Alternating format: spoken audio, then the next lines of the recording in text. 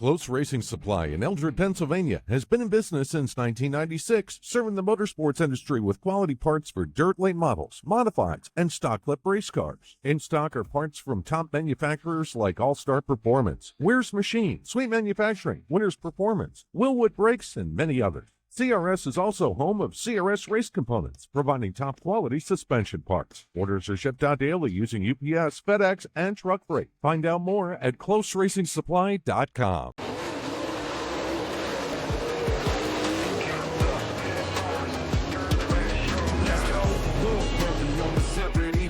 Kicking up dust, spinning tires, it's a dirt track show. Lenses, focus, inches, rolling, feel that adrenaline. Capture moments, freeze frames, that's where the thrill begins. All right. Welcome back, everybody, to another episode of The Woah Show. We got a returning guest. Always excited to bring on this guy on the show. Has been a mentor, a good friend of mine. He lets me do a lot of cool things since our partnership started last year. And welcome to the show, Bill. Welcome back.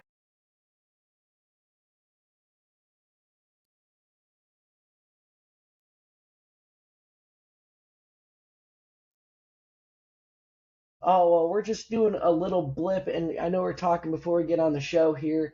You know, I'm sitting at PRI. If you guys notice that I don't have a whole bunch of fancy doors and stuff in the background, I'm not in Lone Ellie headquarters. I'm in the scenic parking lot of the Walmart outside of Indianapolis. Right next to the KFC, you know. We didn't get a downtown hotel, but super cool to be here out at PRI doing this remote because we got to squeeze this in finally to do a whole bunch of things. So a lot to talk about. You know, we're going to talk about 2025, talk about, you know, how the season went, how you thought it went. I thought it went pretty good. I think we did a lot of cool things. I think seeing how, you know, a question got asked, and this is just going to be me with PRI Fresh, is what event turned out pretty well during your last season that went well? We'll talk about that because I actually brought it up in the seminar. We'll talk about 2025. We're going to release the whole kit and caboodle on the 2026 season. It's going to be great. But we're going to talk first about, so Bill's father passed away recently as of recording this episode. And I wanted to give Bill a shot at, you know, talking about his dad. A lot of his love from racing has come from him. You know, I don't think we're getting you promoting Stateline Speedway if it wasn't for your dad and your connection to, you know, that hilltop in Bust Eye.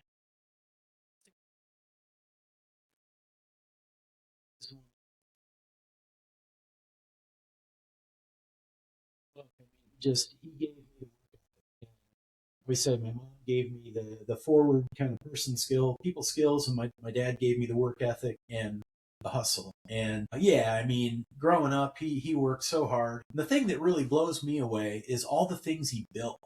There was a point, actually, you know, towards the end of his racing career and my time racing on dirt, which was the same time. 1999 was the last full year that we raced, and his car, the car that I raced, was homemade.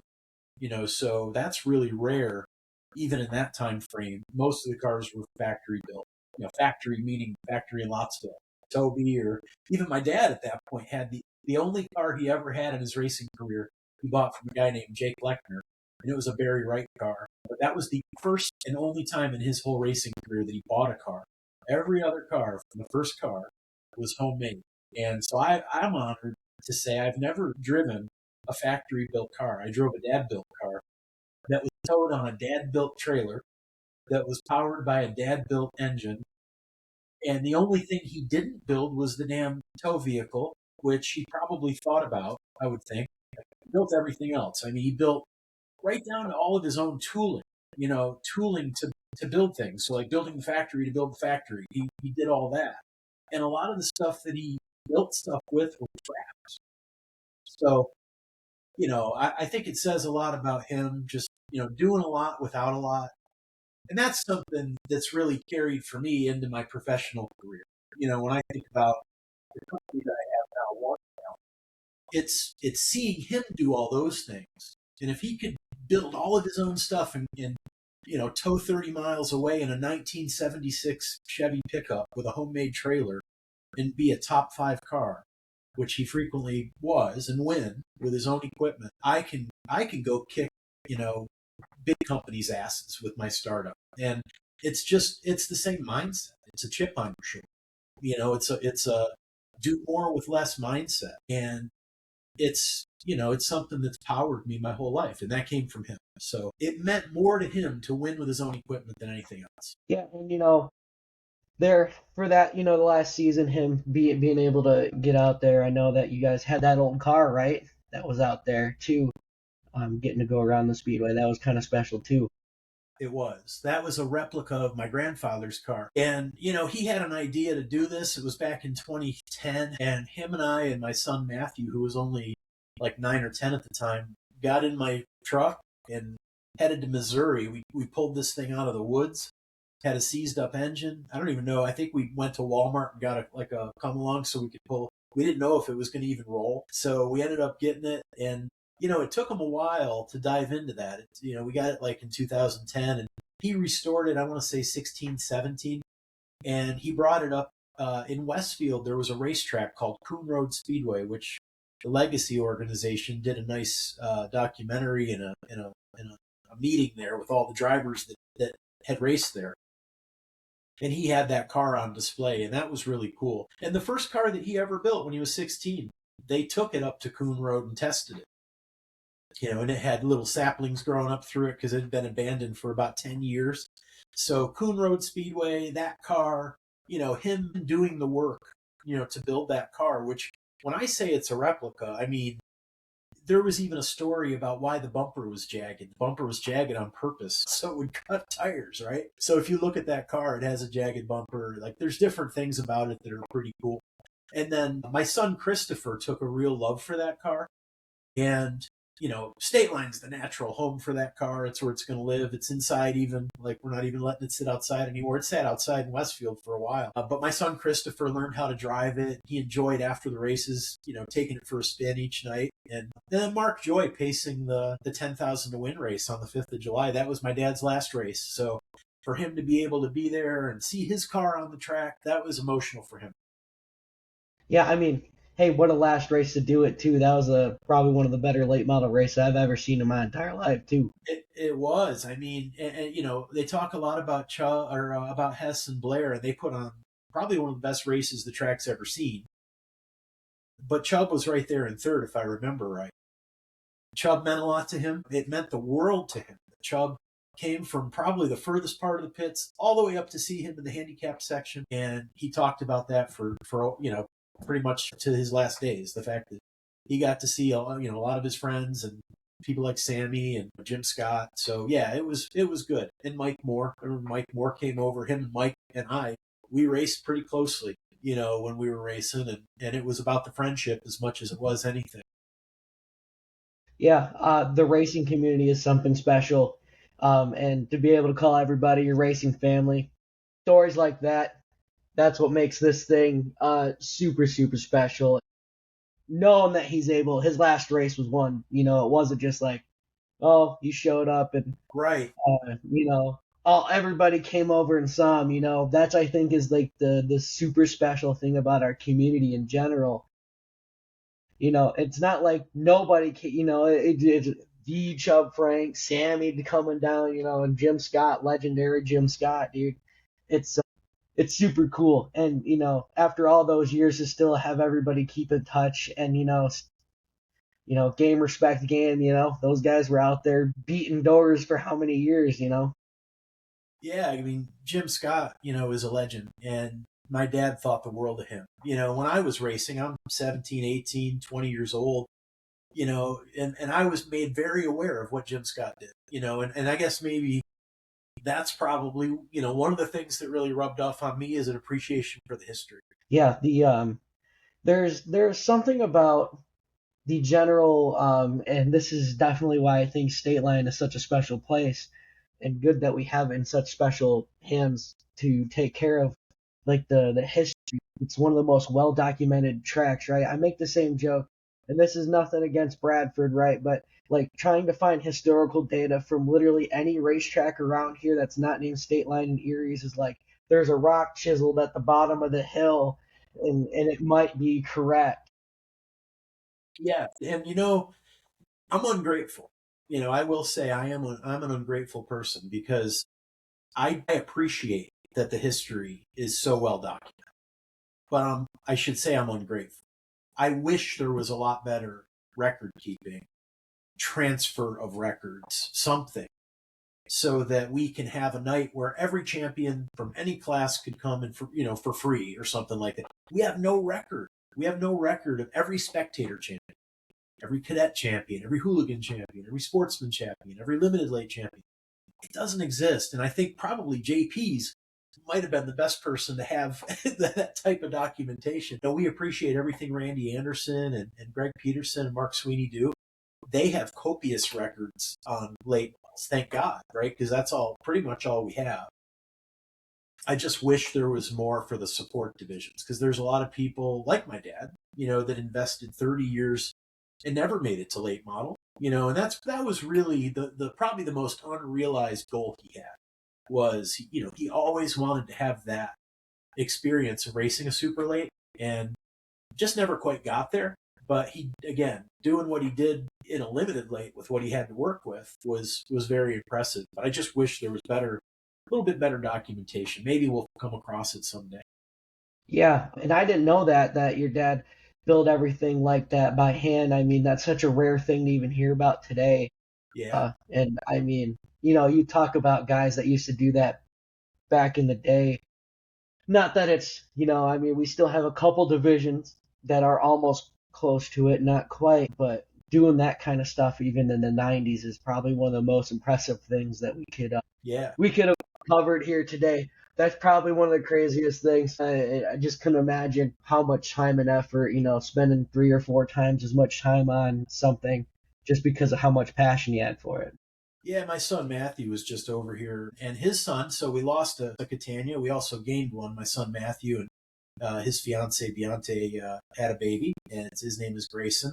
Not fiance, almost fiance, probably soon. But yeah, had a baby back in early October. So, but we were talking about cantilevers for some reason, cantilever suspension being on a super late and somebody that was trying that on the front end. And just so many things that I just don't even think of. My dad built a cantilever limited late. He built cantilevers in the back of the car. Now, he only used them for about 4 weeks. And so he said, screw that. Like, we're going back to normal. But that's the kind of stuff, like, that is a very complicated suspension. He didn't have an engineering degree. Last I knew, Toby didn't either. And it's amazing the amount of talent that exists in auto racing around, specifically engineering, physics, mechanics, that they don't have 4 and 8 year degrees. They don't need it. They know how to think. They know how to be crafty. And there's a lot of people like that, in the sport. Junior Hanley, they say he never knew how to read a tape measure. It's true. He used a string to measure. He knew that was a unit of measurement, or that was a unit of whatever the string said, right? But yeah, it's cool. I think those days, unfortunately, are mostly gone. It's really hard to compete with your own home built car anymore. But I wouldn't say they're gone, they're totally gone. There's still some people that can do it. No, they always say what's ordinary men doing extraordinary things here in the grassroots racing world, and it's just stories like that. You just go, man, what a crazy world we live in, right? Yeah.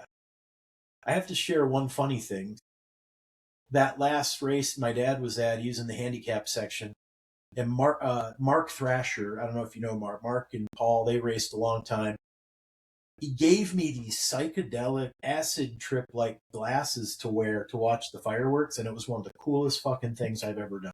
Like, I put these, like, holy cow, like, look at the world through these psychedelic, it was like 3D glasses. I didn't even know that was a thing, that you watch fireworks through that, and it looks like an acid. Not that I know what an acid trip looks like, but that's probably what it looks like, because it was pretty crazy. Anyway, I had to mention that because whenever I think about my dad at that race, first of all, I thought it was cool to see Mark Thrasher. I hadn't seen Paul or Mark in a long time, and they were a mainstay. And I still have those glasses, so I'll whip them out when we have fireworks next year. Ah, Awesome. All right, let's move on away from the trip down memory lane here. So we'll get on to, oh, I guess maybe the 2025 season. We can talk about some lessons learned, some cool things that we did up at Stateline Speedway here. Yeah. So, what are some of the kind of things you learned first year promoting in this era of racing? Because honestly, as someone who kind of knows a lot of the things going on in, behind the scenes, it's probably one of my most favorite things to pick the brains of a lot of promoters and hear the different things. What kind of things did you learn? What things worked? I guess kind of give me your perspective on how everything went.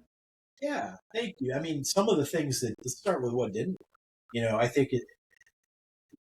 when I hire a consultant, it's to learn what not to do a lot. Right? So what shouldn't we have done? We shouldn't have run more than 7 classes. Like there were some nights we ran 8 classes. That was too much.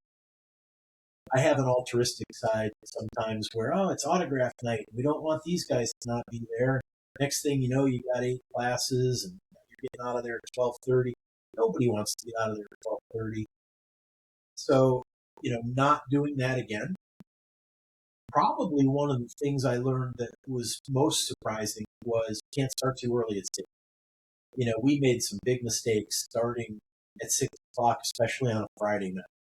We fall brawl. That was a big mistake. So we're not going to do that. Actually, we're going to start late because when you look at the construction that night, you only have a couple features, right? So there was really no reason to start so early, and it kept some guys from coming. We had a 6 start. It was sometime in August, and I had one driver come up to me in particular. He was leading the points. He said, "I can't be here." I'm like, that sucks. He's got work. And then I found out there was a lot of guys from Fall Brawl that had work. So that's something we're not going to do. We're just simply, no matter what, we're not starting before 7. You'll even see a couple dates where we're starting a little bit late. So that was a big learning. Some other things, we could have done a better job bundling, those 2-day weekends into one pass. We got to give fans value. And for me, it's, I don't know what I don't know coming into that first year. So I've got data now. I kind of know what worked and didn't work. You're going to see a lot more around ticket bundling, value. We're going to have an all-you-can-eat night. I'm sure you're going to be on your best behavior, taking advantage of that. It works for like the Savannah Bananas, the minor league baseball team that is kind of taking sports marketing by storm. So let's try it at Stateline, and I think it'll work. And if it doesn't, we won't do it in 27. But anyway, we're just going to try some different things. But bundling is something I wish I would have done more of. Giving, especially the loyal fans value. We've had a lot of requests for season tickets. We're doing that. We're actually going to put tickets on sale next week for all of the events plus season tickets. So that's something we wished we would have had that ready for this year. We just didn't. And then just thinking about some of the series we brought in. I'm a big fan, as you know, of bringing different series in. But we actually squeezed out some of our kind of loyal weekly guys in the Fall Brawl because we didn't have enough room. We brought in, so we're not bringing any series in for the Fall Brawl. It's going to just be for our racers and focus it on them. I know we've got something exciting to talk about relative to the Woah race, so I won't steal the thunder from that just yet. But really focusing, making sure that our weekly drivers have the spotlight at Fall Brawl. So that's something we're going to do this year. Things that work, barbecue worked. We're going to kind of do more of that and probably even increase the capacity a little bit. We sold out all but one night, so that was good. Of course, as a barbecue operation, you want to sell out. You don't really want any left over, so maybe we won't. But barbecue worked well. I thought, just thinking about the concessions, by and large, seems like they were received pretty well. We put all new equipment in. We tried to keep the food prices very reasonable, and for the most part, I think that was felt. So we're not going to change any of that. You helped us get the Wi-Fi working. I think we're going to try to do a little more around fan engagement this year, as far as trivia and different things. We wanted to do it this year, but we ran out of bandwidth. So yeah, just a little bit of what worked, what didn't work, what we're thinking about. But it was definitely a good year. Like anything, it cost twice as much as I thought it would to get the track ready. We had a lot of work to do to get it where we wanted it to be. And that never ends. Right now, we just started a project working on the tower. We're expanding the kitchen space in the tower. We're actually putting a true office in the tower that we can operate from, when we're up there. And when on race night, have a nice spacious office. So pretty excited about that. We're going to be building a restaurant bar area. And that's going to be, if you're looking at the PA concession to the right of that. So we're going to build that in the spring, but it's going to be kind of an open, 3 walls, open front, closed loop TV, seating, and we're thinking about maybe even an upper deck so you can see the track from it. So that's probably the biggest thing we'll be doing as far as adding to the track. And then obviously the play.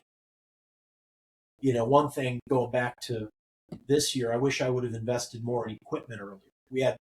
First of all, we have a great team. Everybody on the Stateline team, punches above their weight. Chris Lechner puts in 60 to 80 hours a week at least. Even when it's dusty, he still puts in 60 to 80 hours. People don't realize dust is not something sometimes that you can control by putting more water on the track. It's the timing of the water. It's how deep you get the water. So we invested in some equipment mid-season. We've got to upgrade, some of that equipment further. But putting the clay on is going to be a big deal. We're real thankful that Boom's helping us with that. Jeremy Corcoran was just at the track earlier this week. He's the guy that's really consulting and doing the work at Mansfield. And so he gave us some guidance. And as soon as the snow breaks, we're going to be on the track getting that done. So here being at PRI and wearing, as we were talking before, as we talk. I think you're one of the very few people that talk to me all the time. I feel like, nerding out about racing in different ways, but I was wearing the Stateline polo or whatever, trying to look professional because, believe it or not, those watching at home, I do own dress pants and collared shirts. Like, I don't look like a bum all the time, but so one of the biggest things that I heard, people seeing the Stateline badge and have a little bit of connection to the area is hearing that Boom Briggs, who had a ton of success at Volusia, and we were talking about it, and we've talked about it before about how that facility has really come back to life for the on-track product. So it's going to be very, very exciting to see what happens in 2026. And another thing that I wanted to bring up is that there was like the perfect way to explain Stateline Speedways. You guys aren't afraid to do something once to see if it works. Y'all don't stop trying. It's, hey, we're going to need to do this different, halfway through the season, we need this for track prep. Hey, of course, let's try this series and see if it works. And I think that's something I think that a lot of places can learn from. Maybe hopefully not letting you be the guinea pig and hopefully pairing up some races throughout the year. Be like, oh yeah, we can make a swing through New York or something with Stateline. But seeing, hey, there's more out there than your 5-6 classes, because some of them nights where we're doing something different, for example, the All-Star Sprint Cars, when they came to town, it's always I'm not going to say novelty because that makes them sound like they're like the circus coming to town or something, right? But the kind of, oh, hey, we have sprint cars coming in, always gets people excited. But then seeing how well, the All-Stars coming back was all very exciting to me because I was a big fan of the All-Stars when that whole thing shut down and come back to life. Yeah. How good the racing is, and how good the talent is. Now bringing in high limits again and all-stars again as we get in there. And man, it's, I know that we talked at the way beginning, right, when you purchase, and I'm like, we got to bring in sprint cars because they bring the people. And I think big blocks, but, Mother Nature hates me, so answer that one. Me too. Don't worry. Hates both of us. Yeah, I mean, look, we're not afraid to try things. If you think about, what have I done for the last 25 years? I've done tech startups. And the thing that you learn real quick in a tech startup is you have to be iterative. You have to iterate. You have to try something. Don't go all in on it. Try it. See what works. What works, you just keep doubling down on it. Double, triple, quadruple, 10x down. And, I can think of a million examples through my professional career where that's just the methodology. We're going to fail at some things. There's going to be some things that don't work. everybody has an opinion, and I appreciate that. And I definitely listen, take it all in, and then I make my decisions. And I don't mind when somebody comes up to me and says, "Hey, why don't you do $10 or $5 night?" We tested 5 price points this year. Now, did anybody really notice that we did that? No, but I know what we did. And I know that the difference between a $10 night and a $25 night on a certain night of the year is the same exact 10. It's a price insensitive night.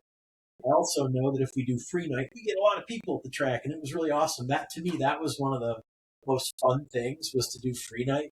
Lisa and I were driving back from the track on a Sunday to the airport to go back to Orlando, and I'm like, what are we going to do? Like, August is really hard up here, up the state line. You got every fair like right in a row, and then you got the rodeo, and it's like, how you can't just shut down. Like, you don't give up. And I know there were some people that were pissed that we ran during the Warren County Fair. I'll do it again. I'll do it 10 more because we're a business too, and I believe fans they have choice. And my job as a promoter is to give enough value to attract some fan base. Maybe it's not the people that are going to the fair. Maybe that's why we do Vintage Weekend. It draws different kinds of fans, right? So we were just thinking, like, what are we going to do different next week? Like, this is a really tough time of year. Let's do free night. What's the difference? Try it. So we did free night, and it was amazing. We sold a ton of food and beer. We more than covered the purse. Everybody got in for free. It was a win-win-win-win. And I wish we could do free night every night. I think that would probably be a little risky, but it definitely is something that, we're going to surprise everybody with when we do. We're going to do it again. I just don't know which night. So we'll figure out which night. It's something that I think also would help, if you can bring a family in one time, for a free night, and they go, well, this is kind of cool. Glad that there's something to do in Jamestown is here in the summer. Dan, I'm gonna be very honest, and you can choose to keep this in or not. So you'll probably have to edit that part out or not. Maybe you leave it in. But one of the coolest things, we have a guy named Corky Fry, that helps us out. Corky does a lot of work at the racetrack. Corky is an angel sent from above to help Stateline Speedway. Corky, I don't know if you know this, he puts signs all over the place. Like if you're driving down 86 and you see a Stateline sign, that was Corky jumping out of his truck like a monkey, putting the sign up. His wife's like, "Get back in, you're going to get hit by a semi." I mean, I've never seen anything like it, to be honest with you. And he literally is an angel sent from above. I'm walking around my dad's replica car. It was just a normal night, just a regular old night of Super 7 racing. And there's a black family. You don't see many, there's not a lot of diversity at Stateline. That's something I'd love to see change. There's a black family with a little kid admiring the hell out of that car. And I made sure that he got to sit in the car. We got pictures. And I asked him, how did you find, how did you find us? Oh, we saw the sign. It was right across from Walmart.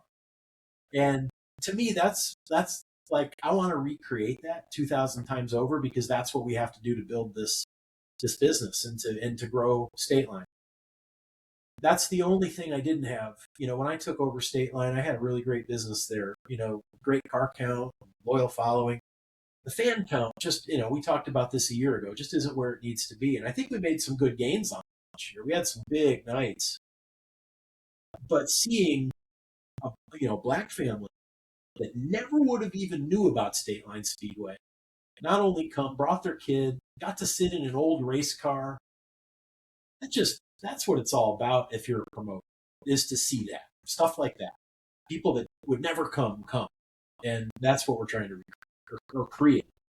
The general sentiment among promoters of racetracks in all of America, minus like the 5 racetracks that, let's face it, this is a passion. This is a passion, This isn't because we're out here making millions of dollars every summer and we're keeping all the money for all of ourselves, right? Because, we're all Scrooge McDuck by the end of the year diving into the pool of coins. That's why we're not paying $10,000 to win every week or whatever. But I think every racetrack in America would probably agree if you could go about 50% more in your crowd However we accomplish that, is beyond me, because we have the same conversation about once every month about, when you brought up the all you can eat buffet, or for that, however we worded it.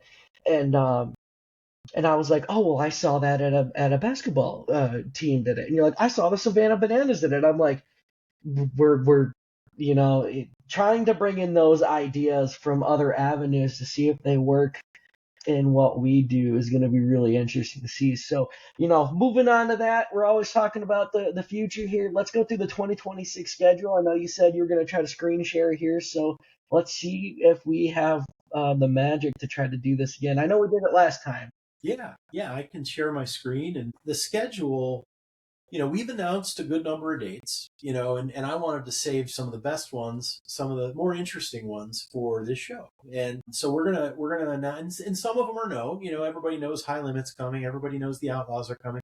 I thought it would be a good chance to give a little more color, on what we're gonna do. And so yeah, let's do it. I'm gonna share here. See if I can do that. Two guys that are really good with technology over here, just just trying to get her figured out. Can you see it? Yeah, we're good. We're on High Limits. Yeah, so we're super excited about a High Limit coming. That's a big deal for us. As you said, Stateline hasn't really been known for sprint car racing. When I was growing up, the Empire Super Sprints used to come, and I used to love it. So a lot of stock car guys don't really love sprint cars because they don't like the fact that they have to be pushed. It's a reality, but fans do like it, and it attracts a whole different fan base. I was talking to a guy at the World Finals down in Charlotte. He lives in Eastern Pennsylvania. He's going to drive all the way over there because that's like one of the closest High Limit races to him. So I think we're going to have a pretty good draw. That's a Friday night. That should be a really good show for us, and obviously this will be on Flow, so it'll be a good way to get Stateline kind of on the map. And we're not sure who the supporting division is going to be yet. Talking to a couple different groups, I'd like to bring in a non-local group for that, and the reason why, the next day is our 70th birthday for Stateline Speedway, and I don't really want to have anybody have to race 2 nights. I want to make sure everybody's cars are good and ready to go for the 25th, the next day.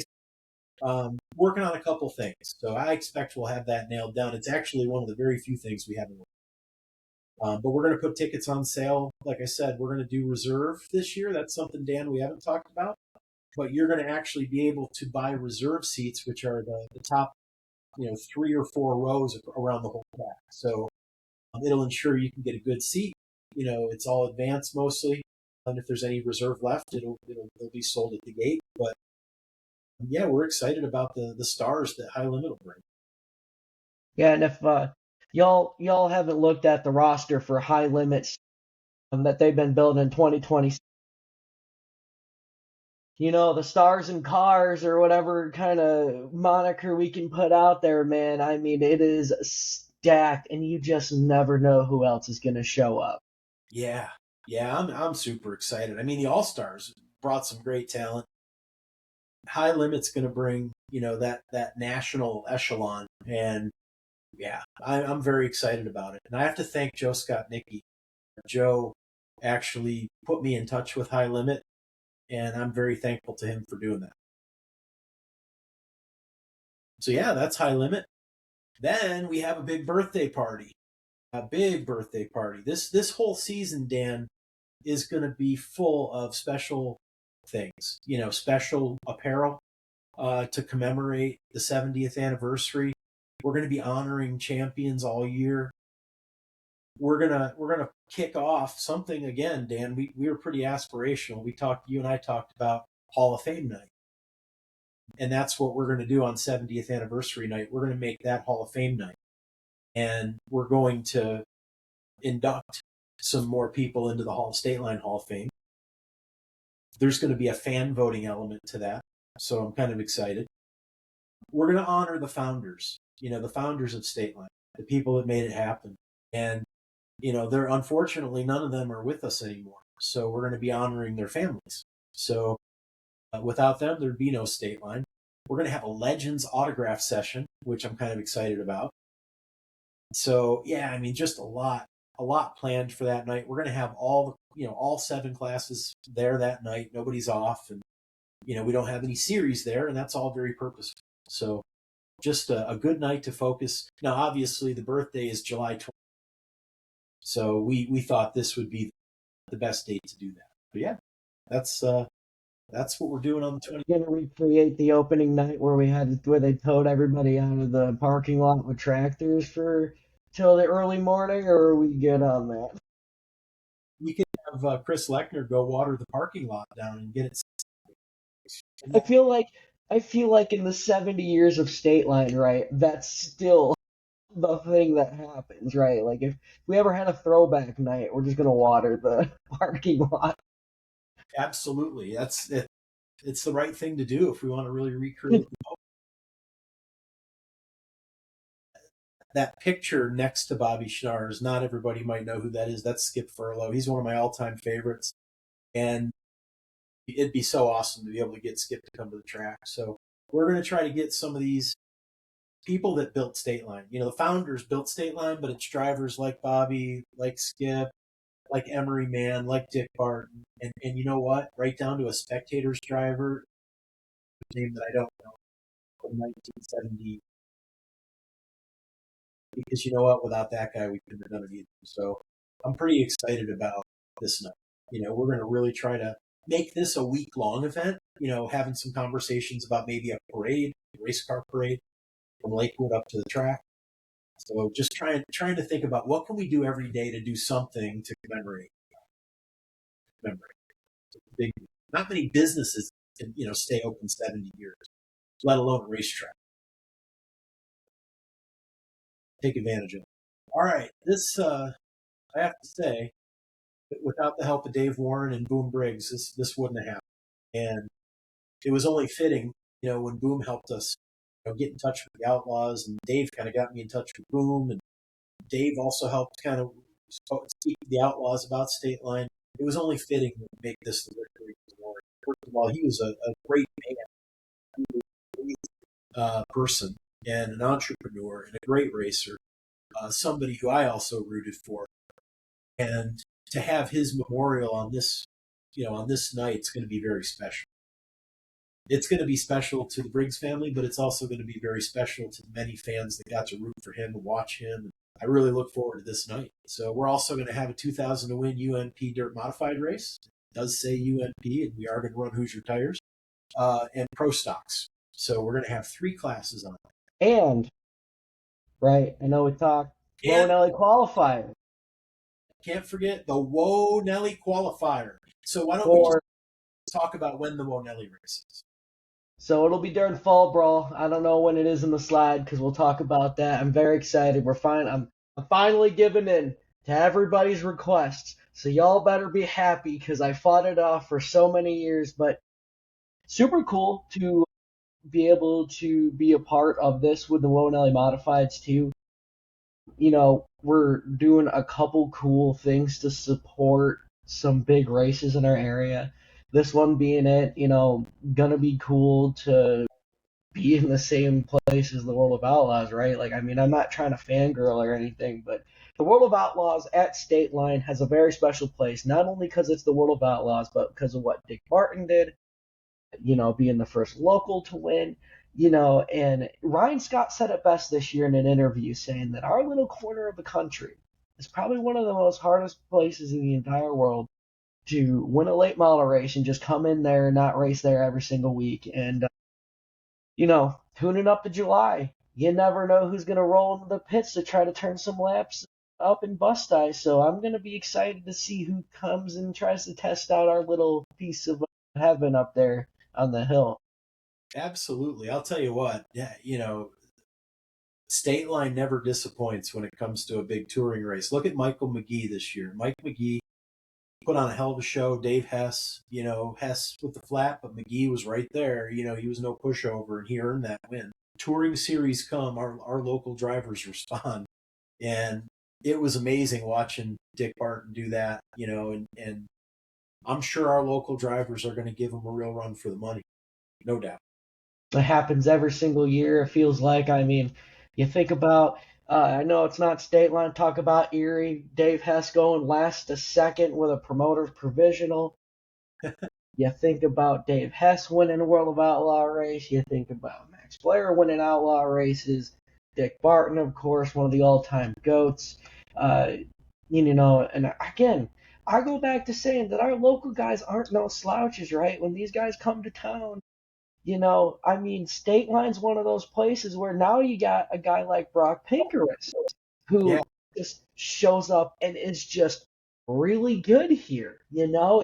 It's a place that just like, if you can get around this place, you got a shot. I thought it was silly that people were giving him a little grief on Facebook for throwing elbows at the Dome. You don't throw elbows at the Dome. Come on, this is Mr. Rogers' neighborhood. It was Yeah, an interesting time to be running social media for Russ King, I will tell you that. it was, but you know what? It's the Dome. I look at the Dome the same way you look at Bowman Gray Stadium. The same way I look at Bowman Gray Stadium. Bowman Gray Stadium is not the same kind of racing as any other track in the country. And the Dome is its own thing. And we have to respect it for what it is. You don't go to the Dome to watch, you don't go there to watch an amazing setup prevail or a long tire strategy. You go there to see who's going to throw elbows and survive. So, and when you go there as a racer, I'm sorry, you know what you're signing up for. You're signing up for possibly a new race car, definitely a new body. It's just, I think it looks fun as hell, but at the end of the day, I just can't believe anybody could get on anybody for throwing elbows at the Dome. So I'm excited just to finish that out. I'm excited to see what Bam Bam might do. I interviewed him at the World Finals, and I said, "Hey, you're youngest freight late winner in the history of State Line, youngest super late. Could you become the youngest World of Outlaws winner in series history?" And I think he has a shot. Especially at a place like home. Absolutely, absolutely. Yeah, and again, this night is very special for State Line. It puts us back on kind of the national map. And I got to say, there's one trend that I don't like. It seems like the track gets a Lucas race and they never come back again. The track gets an outlaw race and then years go by. This is not what I want to see happen. We're gonna overinvest, to make sure this race goes well. I owe it to Boom, to make sure this racetrack is as good as it can possibly be. With One Rail, I have a lot of investors that have invested in my company. And every day when I wake up in the morning, I have to give it 110% because their money has enabled me to grow this massive business. I feel the same responsibility to Boom and Dave Warren, who put their neck on the line, to help us get this race. And I will do everything humanly possible, no matter what it takes. Putting clay on the track is a step. Upgrading the equipment is another step. Continuing to improve our track prep regiment is another step.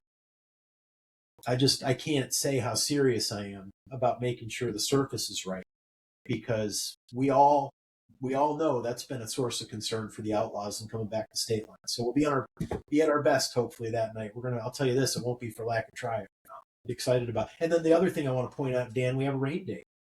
So we're real fortunate to have a rain date of 7/9 should it rain on the 8th.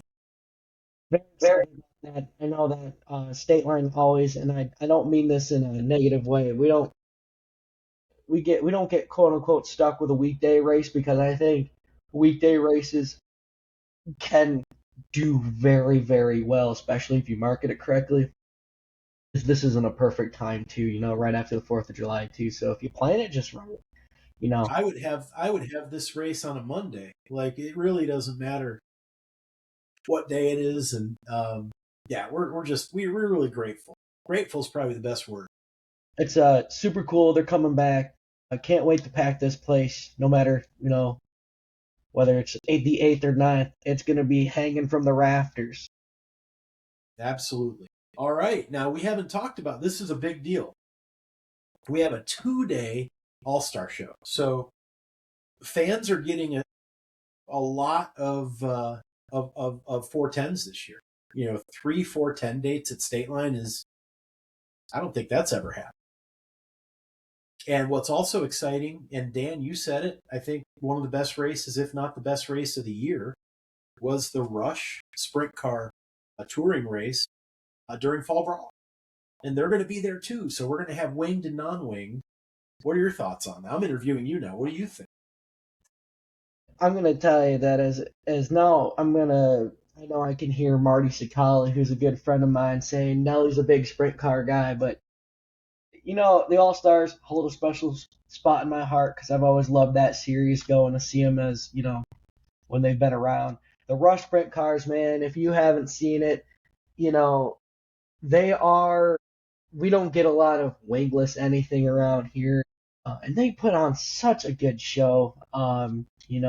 They have a lot of really young kids coming up, a lot of really talented drivers.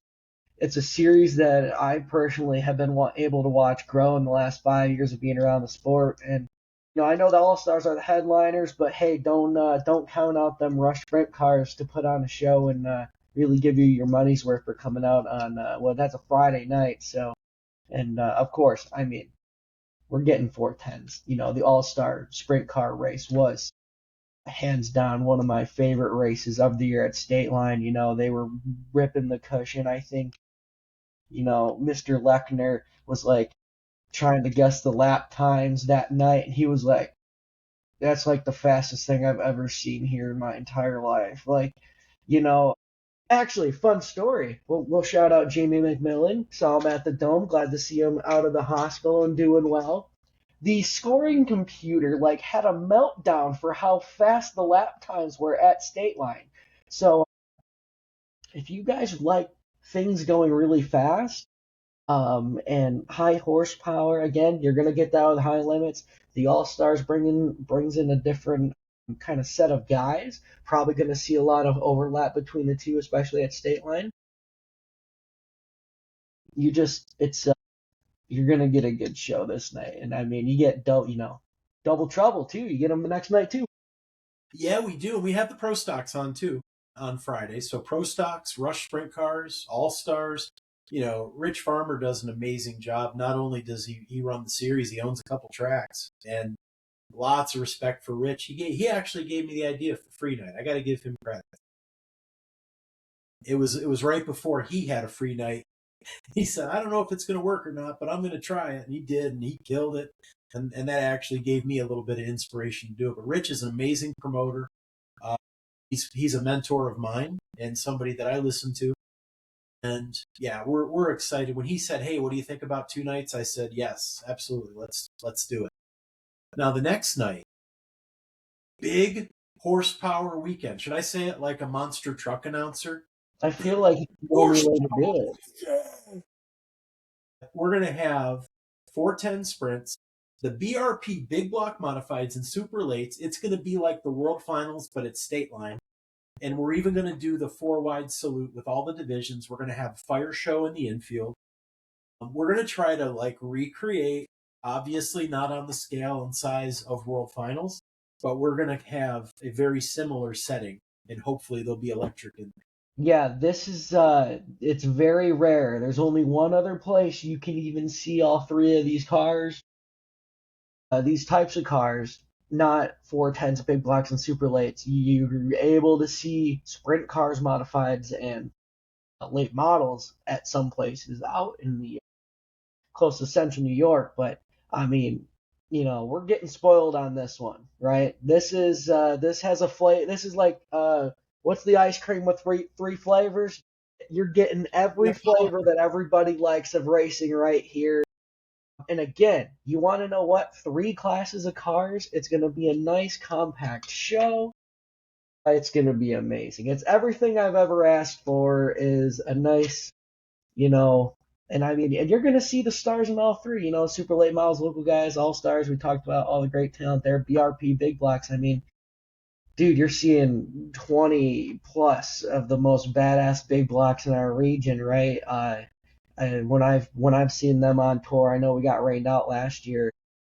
We went to Mercer there by the end of the year, and I think at the beginning of the year too, and they've had 20 plus. And you guys,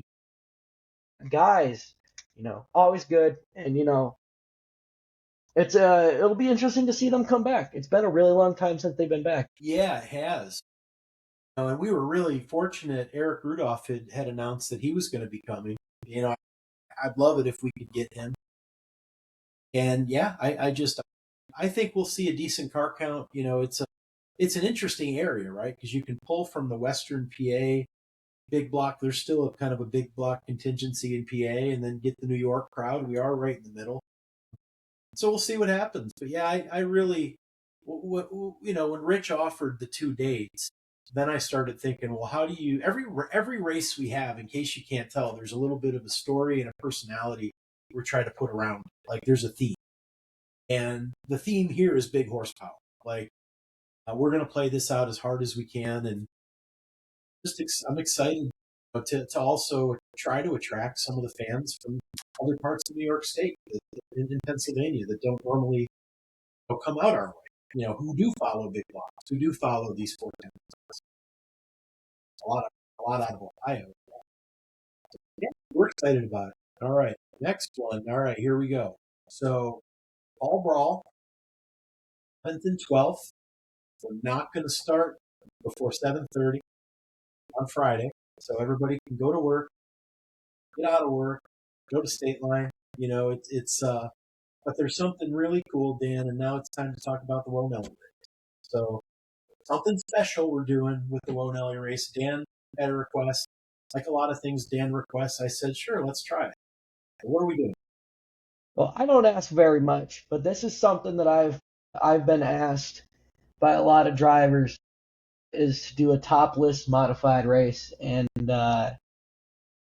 we're doing it. We're doing it at Fall Brawl. We were trying to figure out what we should do.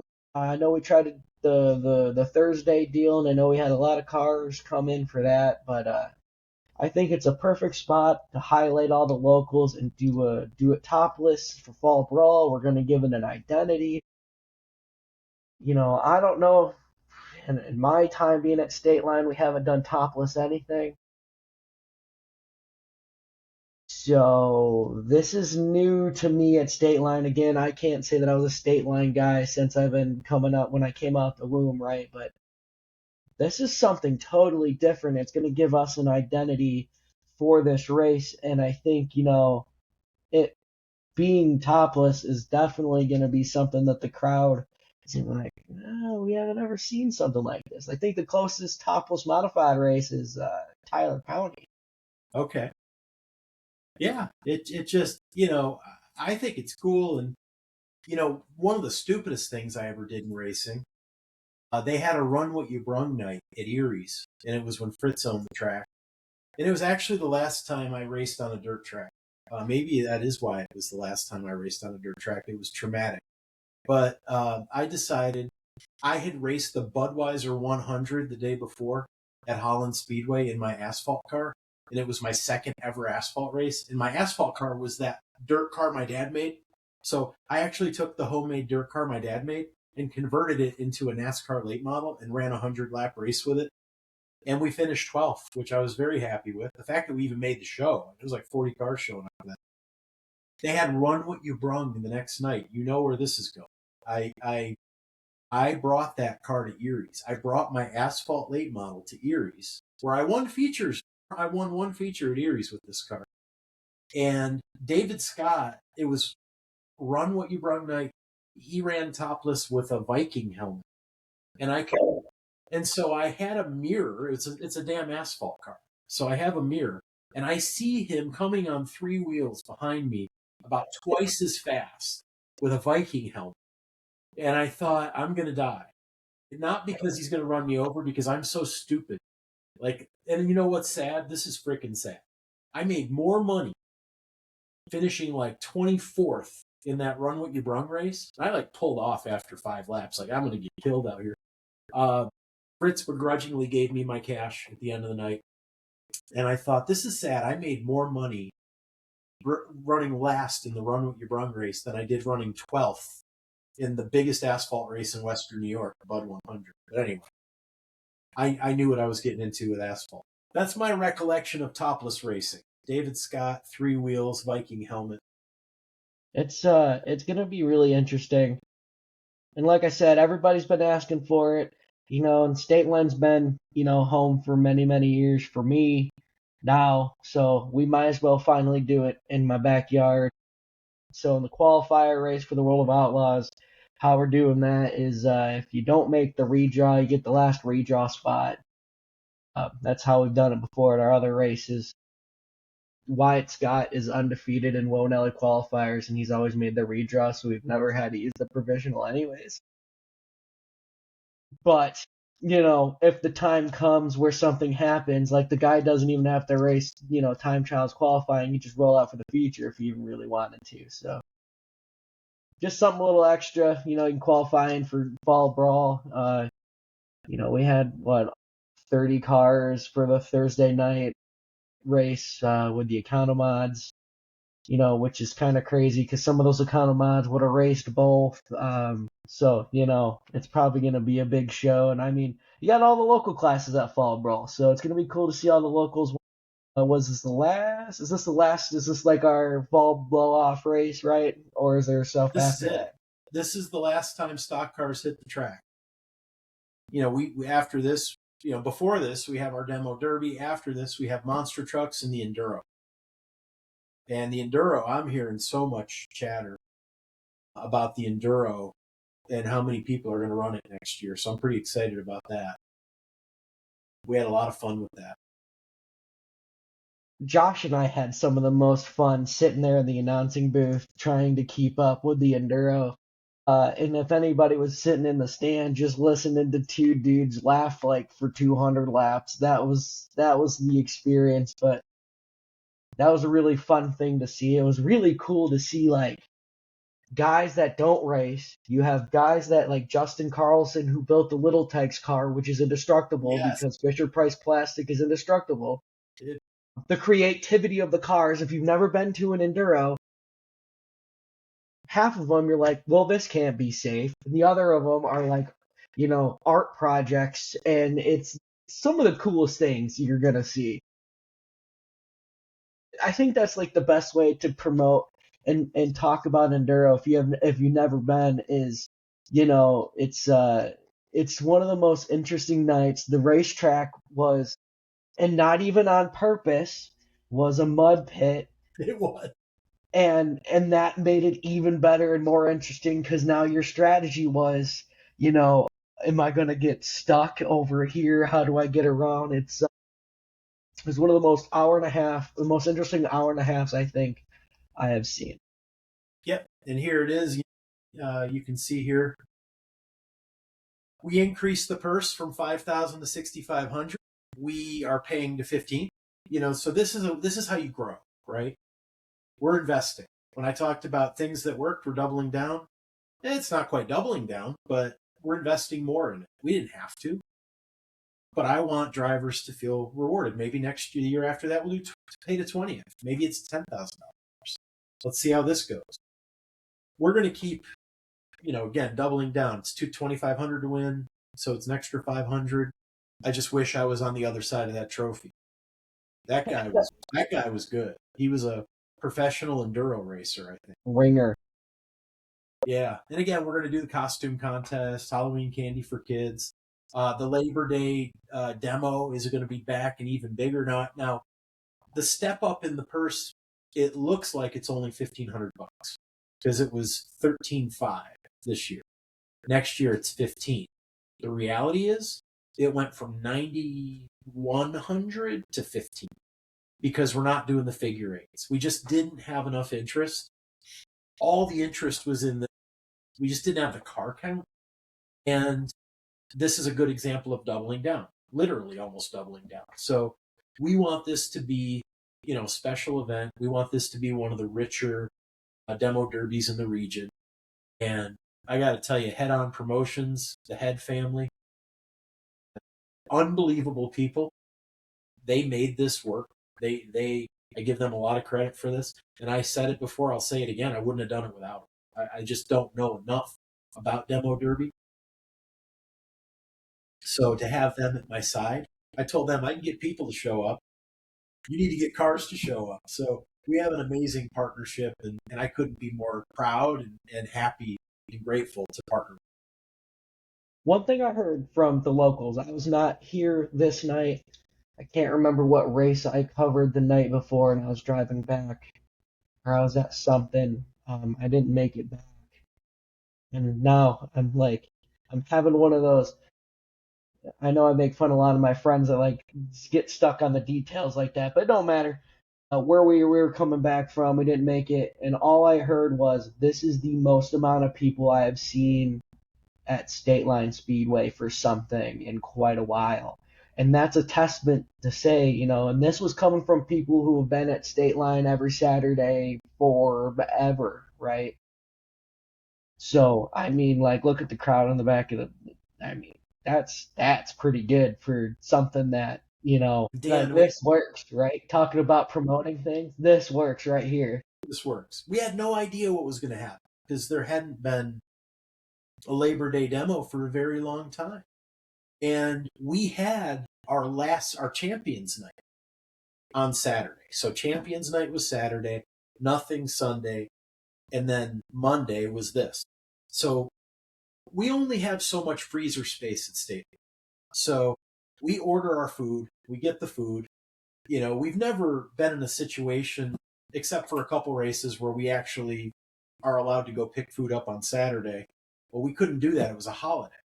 So I ordered what I ordered, and we hadn't started racing yet. And I was panicked because I realized we're going to run out of food hours before this is over. So we actually, thank God I have a delivery company. We paid one of our delivery drivers to bring a huge order of food. I left the track and went and picked up a huge amount of Pepsi at the local Walmart. They thought I was crazy. I left there with $1,000 worth of Pepsi. And now I know how to plan for the demo derby. So it's good. But I just love it. And this is how you grow, right? I'm a growth guy. If you're not growing, you're dying. That's the world I come from.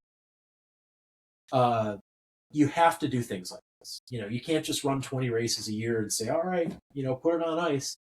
There's 365 days in a year. Most racetracks operate 20 days. That just doesn't work. I'm, again, grateful for the partnership with the Heads. They made this possible, and we're going to double down on it. Just to, I know we've already announced some of these events, but this goes without saying, very special event. I had never met Dean Gibson until this year. But I got to tell you, he's a hell of a guy. He was a hell of a guy. I have a lot of respect for the Gibsons as a family. They raced together. They put everything they got into it. And it was just heartbreaking, to hear what happened. And it's funny, as we were planning the season, it hit me like, this is something we got to do. They're a pro stock team. Dean is somebody who he represents the common man. He represents the people that work their ass off during the week and put everything they got into being able to show up at the track. And so hopefully people can look at this. It's the Dean Gibson Senior Memorial, and it's representative of the hardworking people that keep this thing going, and so it was just natural to honor him. Something about the Gibsons, right, is, and I'm close with listening to see how their program is. We actually sponsored the Gibson brothers this prior year, or this year. I mean, it's still December, but they probably get talking about, going back to your dad, getting the most out of what you had and building everything from the ground up. They absolutely, Dan, you said it and I thought it. That's exactly right. They represent that culture that we want to make sure continues to flourish. The Gibsons are the definition of ballers on a budget. Yes. Lack of better words, they probably spend about a quarter about as much as the teams that they're going after. And, talk about David versus Goliath stories when the Gibsons win a race. I mean, it is, these kind of stories don't get talked about enough because, I don't know what avenues to go down, right? There's too many good stories that go unread in every sport. But here specifically, the story of the Gibsons, every time you see them do good, win a race, you know, it's magic, right? It's like those are the kind of guys that you're always rooting for, and their family's so ingrained in racing. Super cool. When I saw this announced, I was like, this is.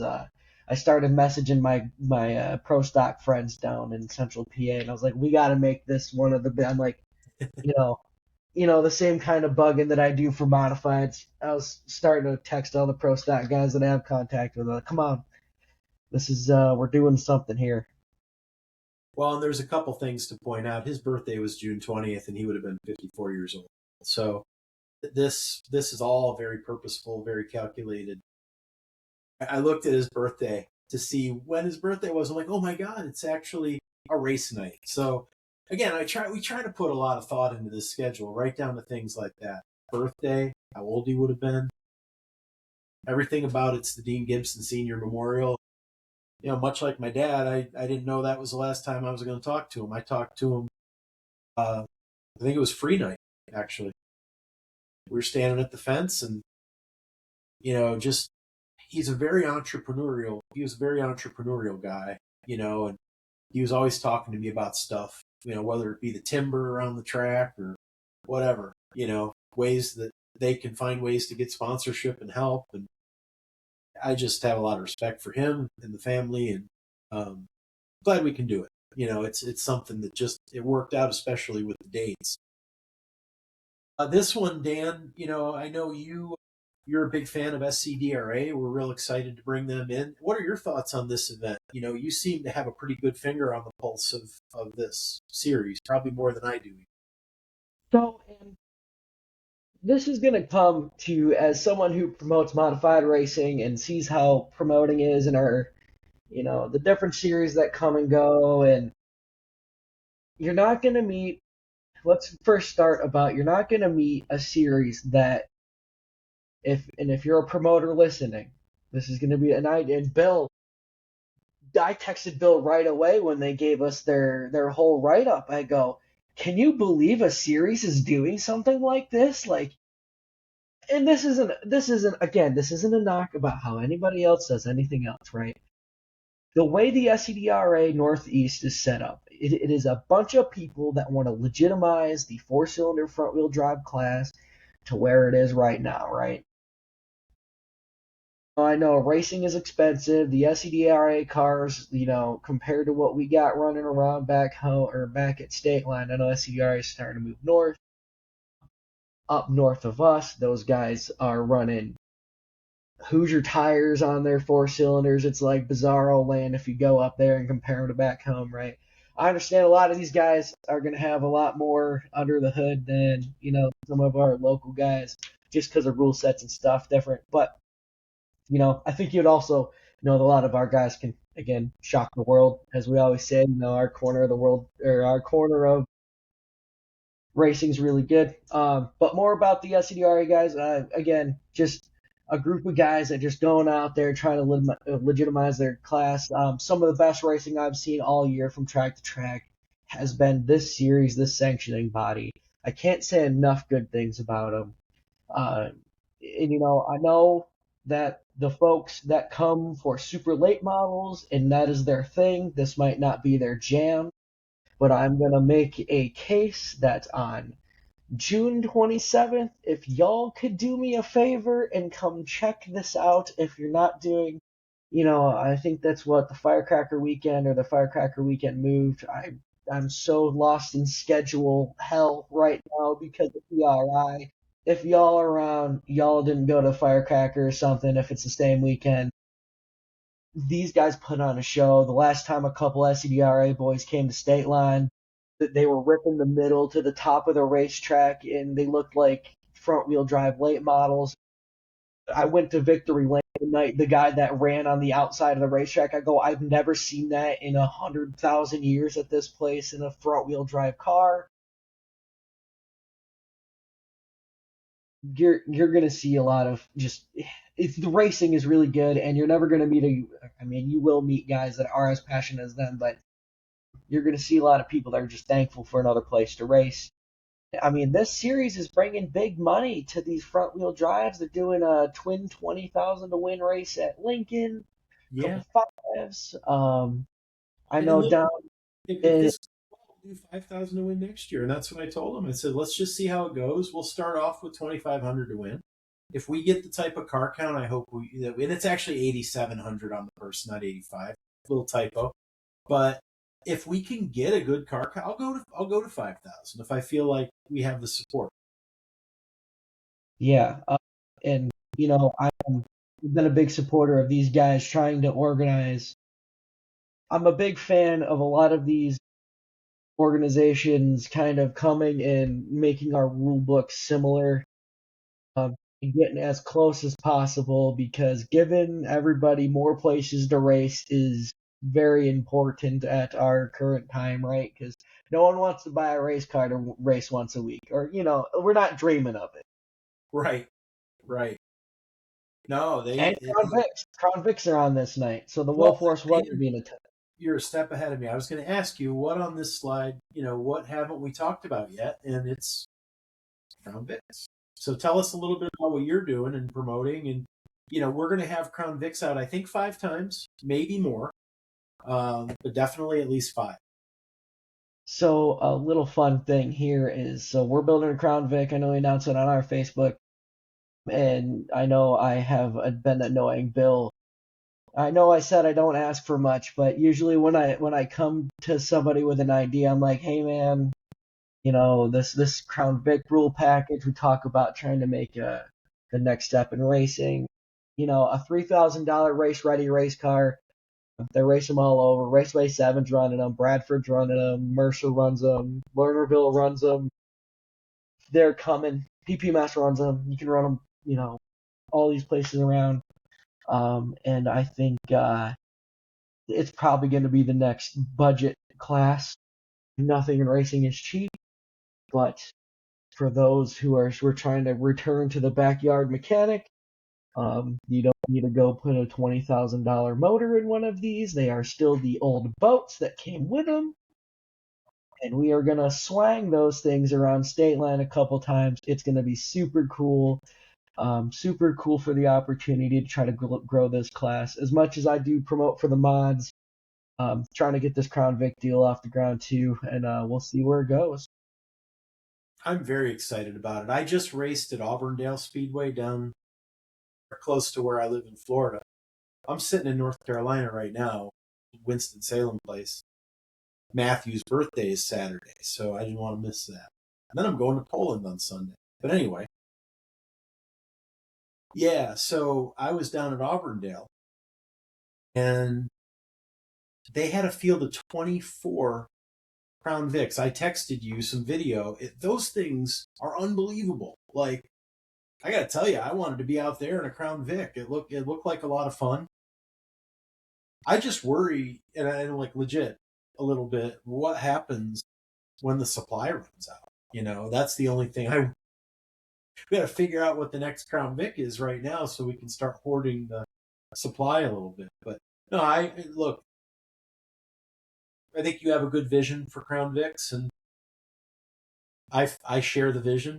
We want to create affordable racing classes, and we have to govern this.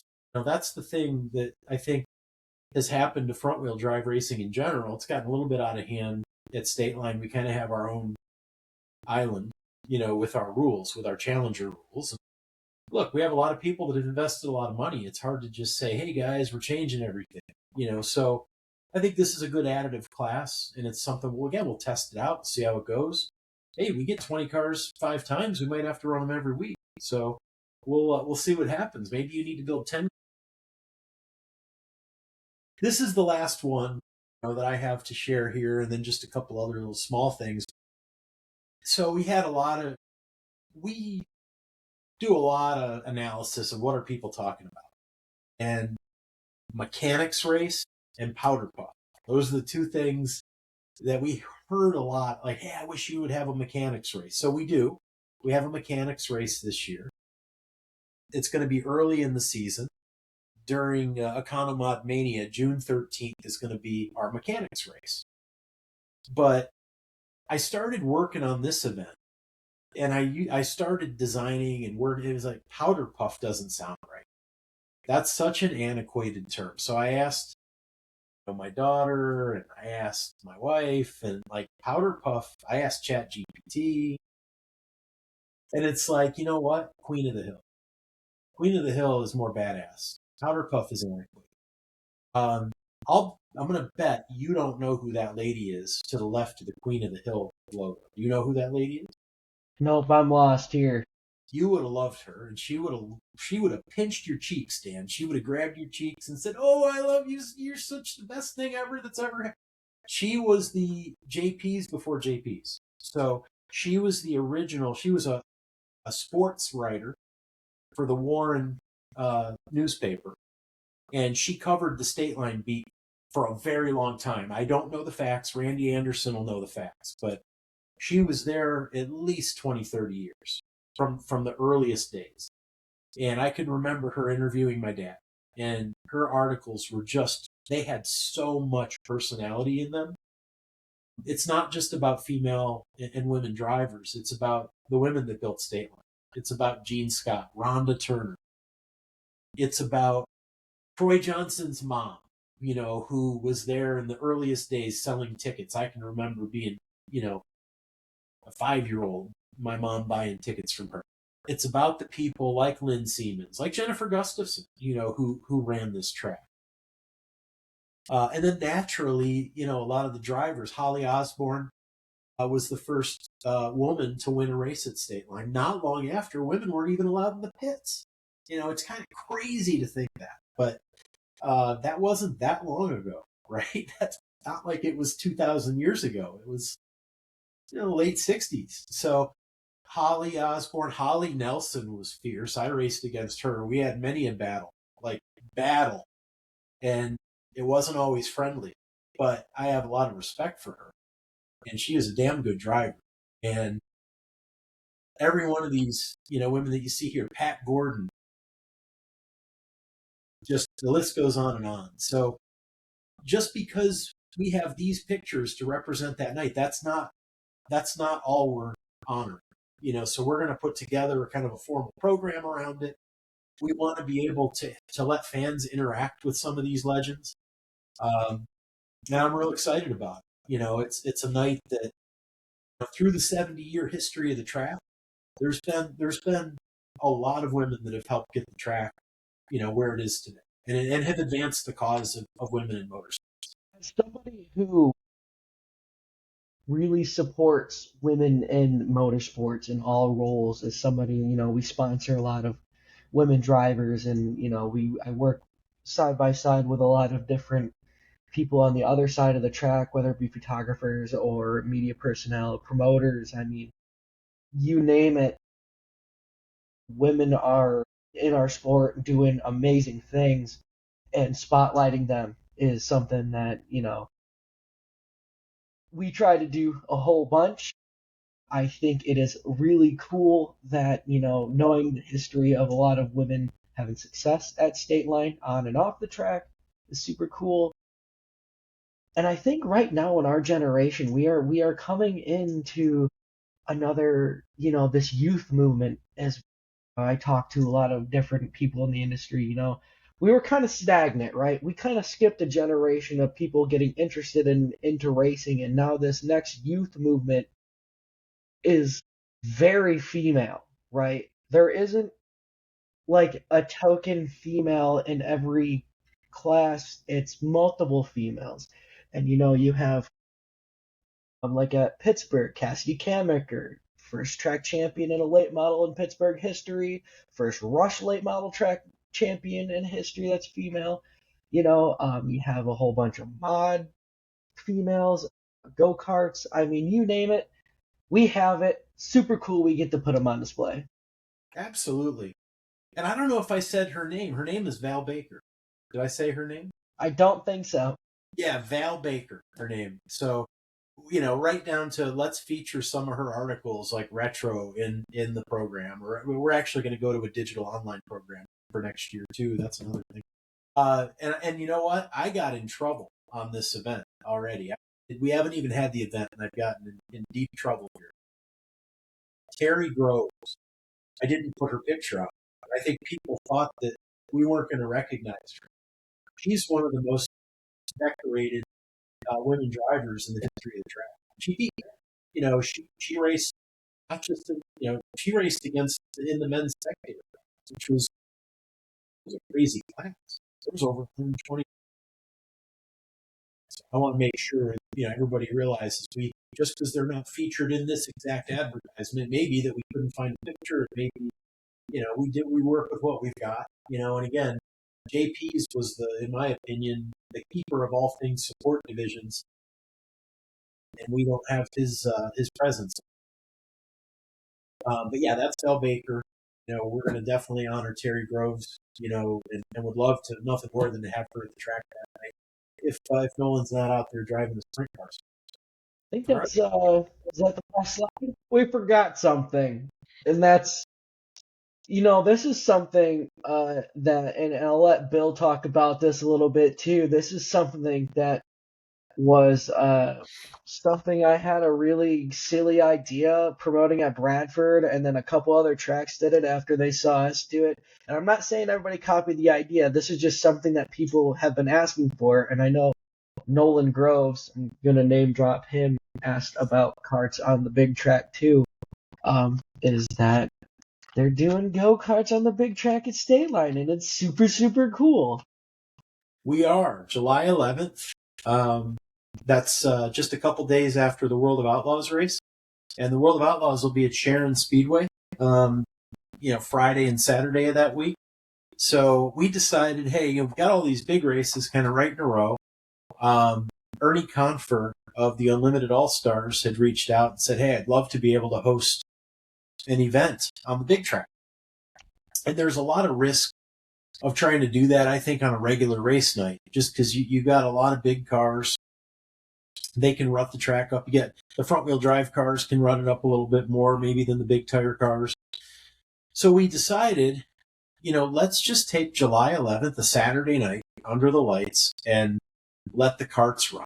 And so we're going to feature the Unlimited All-Stars, but we're also going to have kart classes. We're going to be announcing which classes. There's a lot that we know we have to do to make that safe. And, big thing is a smooth track, which is why we're limiting the amount of cars on the track. Big cars, that is, and really just the Crown Vics, and we're going to run them after the karts. So we're not doing anything to jeopardize the safety of the karts. So mini lates aren't going to, they're not going to hurt the track at all. So mini lates will run that night too. And look, it's a night, it's kind of like Field of Dreams, right? You get to play on the big field, and there's going to be, I think, a lot of excitement around. It should be some really great racing. If you've never seen the Unlimited All-Stars, they're going to rip around the track. They're going to probably exceed 100. They are, so a couple guys that I know that run those type of karts, they were excited that we were trying to do go-karts at Bradford, because a lot of these go-karts run on tracks like Stateline. There's a couple tracks in our area that they're not these. So these are like open motor go-karts, right? Like these things rip. There's a racetrack out near Wellsville and Allentown called AMS that these things do like 7 or 8 second laps. I mean, their heats and features are done in a blink of an eye. Yeah. These things are badass if you want to, like, if you're part of the adrenaline junkie crowd where you want to watch a guy just absolutely just rip in these things.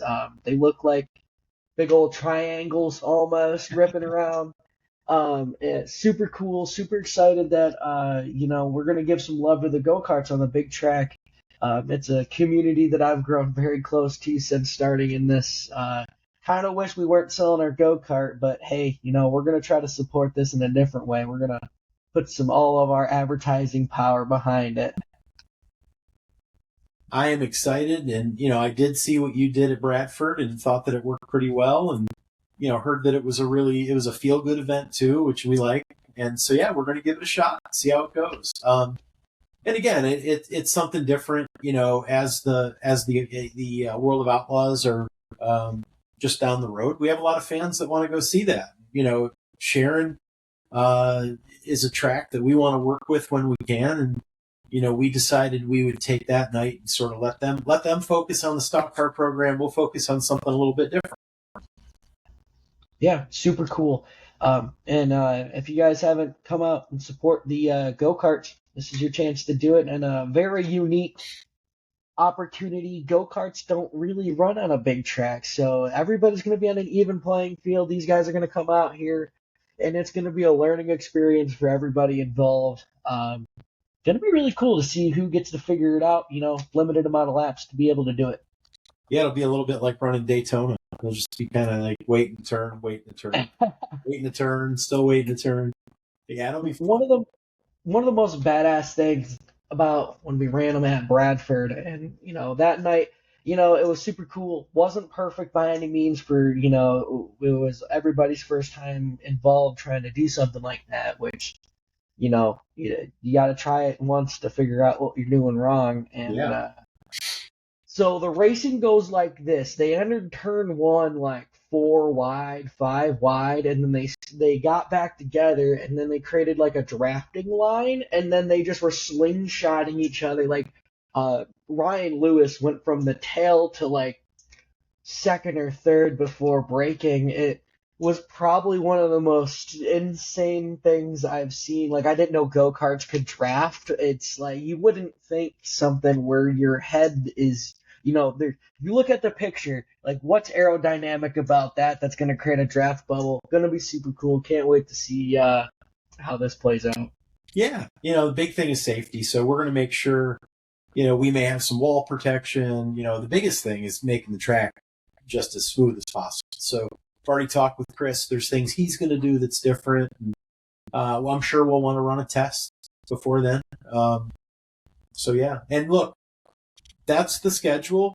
Reserving the right maybe for a couple more announcements. We're working on some things. So stay tuned. We have a lot of work to do to get the surface right. We were thinking about maybe running a thaw race. I think that's going to be really hard to do with all the work we have to do on the play. So that may have to wait another year. But stay tuned, though. I think there's maybe one or two other things we might pull out of our hat. All right, back to where we left off. Yeah. I think that's a wrap on sharing screens. Yeah, I appreciate the opportunity to talk about the season. Appreciate all your help. For those that don't know, at all hours, I'll text Dan, hey, what do you think about this? What do you think about that? He does the same thing. And that's why we've had a good relationship. We can bounce stuff off each other. And Dan, I appreciate your progressive view on where the sport needs to go. I think we share the exact same view. Yeah, trying to move the needle in 2025 and now 2026 is super hard. We're trying to kind of, I think something to take away if you want any tidbits from a promoter or a racetrack standpoint is racing is at the all-time most popular it's ever been at the grassroots level, yet it's the most fragile it's ever been. We're playing a really fine game of, I always use the other term that we know no one in racing really knows what we're doing. We're just kind of like figuring it out as we go along. And, that's kind of like in all business, right? You only learn when you fail, But so, before we get off here, a couple things. Thank everybody who makes, everything happen, whether it be Stateline, personal life, everything like that, because, it takes an army to make something like this happen. We have a great team. I'm just going to keep coming back to that. I struggle to say specific people's names because there's so many people. But Chris Esther, Kendra Sheldon, Chris Lechner and his tireless work on the track, Mark Matthews, it takes a lot of people. Andy Loomis, his wife Carol, Beth, I'm going to miss people. And this is the part where I get in trouble. But we really do have a great team. And John and Colleen Breeds, John's my friend from elementary school who him and his wife, help us with the operation every week. It's just Jamie McMillan, Josh Hosier did a hell of a job stepping in the announcer role. Hopefully you and him can do a little more tag team this year. Yeah, I'm gonna say that if there was one magical thing about Stateline this year is kind of the opportunities abound for everybody because there's a lot of moving pieces in and out. Being able to work with Josh on the Pit Road show, I mean, we didn't even touch with that. I know I had Josh on, and we got to geek out about that, how much fun we had with that. You know, Stateline's kind of like the land of opportunities. There's a lot of people that launched their careers, whether it be on or off the track. Um, you know, it's a very special place. If anybody hasn't visited 2026, you know, find something. We got racing for everybody. So Yeah. I think that's about it. We've been talking for about an hour and a half, Bill. And I guess, you know, if you have any other things, why Stateline in 2026? Go. That's what you got to end on. Well, I forgot to mention Ryan Matthews. He did a great job in his first full season as head flagman. You know, I got to say he did a really good job, outstanding job. 26, why Stateline? Every event is an experience this year. You know, we've really tried to put a lot of thought around the themes. We've tried really hard to be thoughtful around what classes to run and when. Again, we're going to make mistakes this year, but I do think we have an action-packed year. You know, bringing 2 national series through town. Maybe there'll be a third. Who knows? There's always a chance, but there's definitely 2. And I know you want to get the ARCA series at Stateline. That's going to be that has to be like year 5. I don't know if we can do that year 2. I'll be in that race if the ARCA series comes to State. I love driving those big tanks on dirt. It's fun.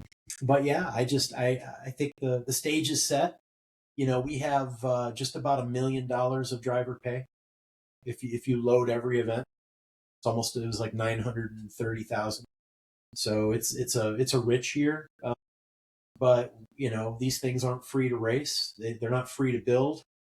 They run on very expensive gas and tires, and you get what you pay for. So we're hopeful, you know, raising the purses we did this year will carry over, you know, into next year and with a little better surface.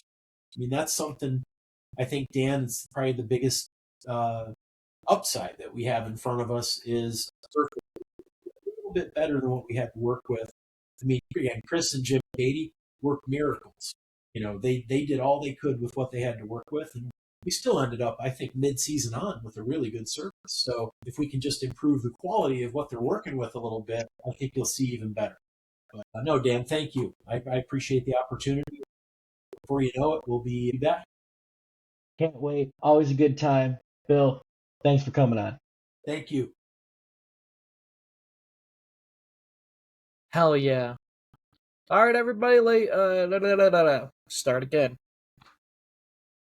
Hey, everybody, Woah Nelly from the future. Time to do some ad reads here, as we have a lot of partners that make everything here happen at Woah Nelly Productions. First and foremost, Carpy's Print Company is your source for the best wraps, merch, designs. If they don't do it, you don't need it. And that says everything because they even do energy drinks, RC car wraps. I see stuff that they do all the time that I didn't even see pop up, whether it be on their Facebook page or not. Some of the best wraps in the game. If you see it out on the racetrack and it looks amazing, it's probably a Carpy's Print Company product. So make sure you go and mention us today to get your wraps for 2026 or your merch or anything else that you might need for print purposes. Zenfolio is the backbone of Woah Nelly Productions. Our website runs on Zenfolio, and if you bought a season package or photos from us this year, that's where you got them from. It's a Zenfolio-powered website. Without them, we wouldn't be able to do all these cool things. We use them in very interesting and unique ways, and we hope to continue working with them in the future. And of course, Close Racing Supply, your home for all dirt track oval products. If you need it, they probably have it to go fast in 2026. It's time to start getting back out in the garage. Racing season's not that far away. Affliction Race Cars is the official modified of Woah Nelly Productions. It is also time to, maybe think about some upgrades. David Scott has a whole bunch of things going on in his shop there, and the Scotts have been great supporters of what we do here, and I cannot wait to keep seeing what they do out of their shop. They're good partners with Close Racing Supply, and you can get Close Racing Supply parts right there too. On top of that, fire suits, they do that there. And man, they make a lot of people go fast. Probably one of the better shops to go to out of the area. Can't wait to see what their 2026 plans are out there. Bernahalla Hot Sauce Company was part of our sponsorships in 2025. They sponsored the Hot Laps portion of the Woah modified races. They have some of the best sauce in the game. They going on and on about how I am not a hot sauce person. I am not a fan of the heats, and they bring flavor along with some heat.